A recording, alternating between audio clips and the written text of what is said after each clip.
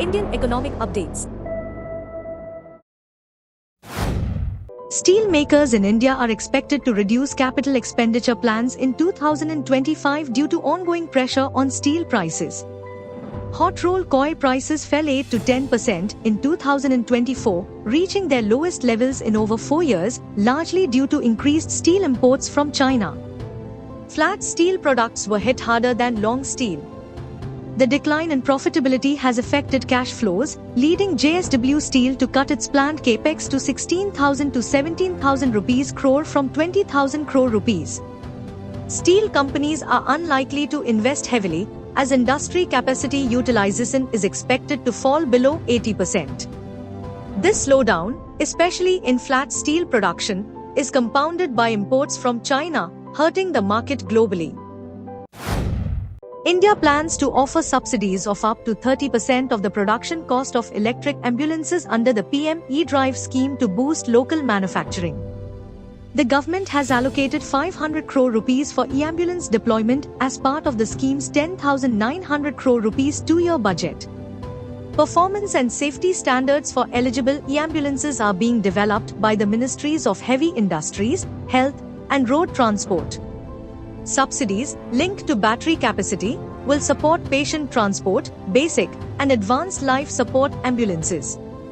India aims to promote EVs for advanced ambulances and hybrids for patient transport.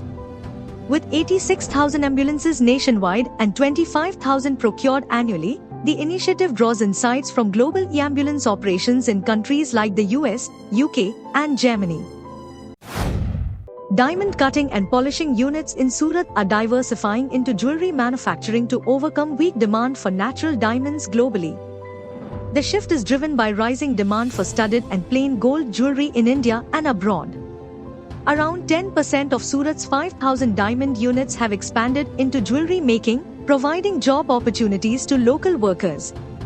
Surat's diamond industry, employing about 800,000 people, is facing challenges as demand for cut and polished diamonds remains low, especially in China, due to economic downturns and changes in consumer preferences.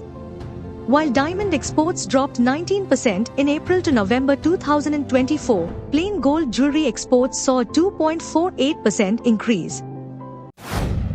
Railways Minister Ashwini Vaishnav announced that 136 Vande Bharat train services are operational, featuring advanced safety systems like the Kavach automatic train protection system and modern passenger amenities such as faster acceleration, sealed gangways, automatic plug doors, and mini pantries with hot cases, bottle coolers, and freezers. Responding to MP's queries, he highlighted that 22 Vande Bharat services serve Maharashtra, while the Delhi-Katgodam route has sufficient existing rail services.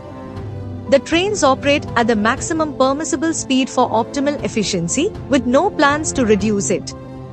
During 2024-25, up to October, Vande Bharat trains achieved over 100% occupancy. Feedback from 51,346 passengers was received via the Rail Madad portal during July to November 2024.